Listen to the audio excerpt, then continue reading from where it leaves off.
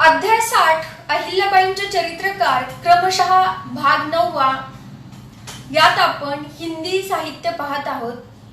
अगला चरित्र है भूले हुए राजपथ डॉक्टर विजया, जीवन प्रभात प्रकाशन मुंबई 1993। नारी जाति के इतिहास में जो प्रातस्मरणीय वीरांगनाएं महाराष्ट्र में जन्मी, उन्होंने अपने दुर्दम्य नैतिक साहस से दमन के कितने ही मेरू चुटकी से मसल दिए। देवी अहिल्याबाई संसार के इतिहास में एक निरूपम व्यक्तित्व है।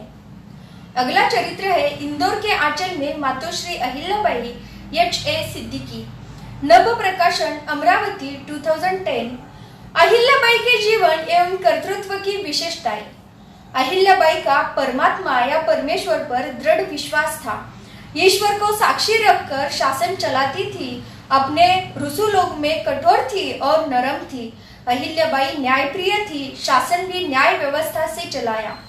उनका विश्वास था कि अच्छाइयों को फैलाने के लिए और बुराइयों को रोकने के लिए सत्ता का होना आवश्यक है या अनिवार्य है, जिसे उन्होंने आखिरी सांस तक नहीं छोड़ा।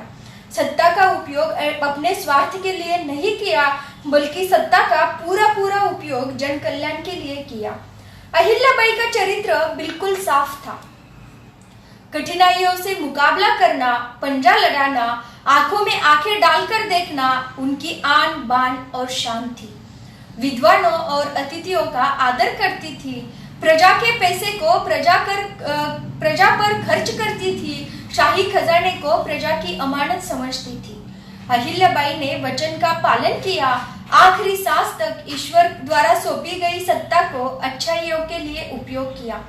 अहिल्याबाई नाहक किसी राज्य पर चढ़कर नहीं गई। उनकी सभी जंगें बचाव के लिए थी।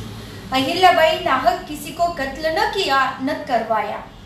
बिना काम की जोड़ तोड़, उछाल पछाड़, उहापोह और एज पेज में कभी नहीं पड़ती थी। अपने विचारों को सदा सकारात्मक रखा, उस पर अमल किया करती थी।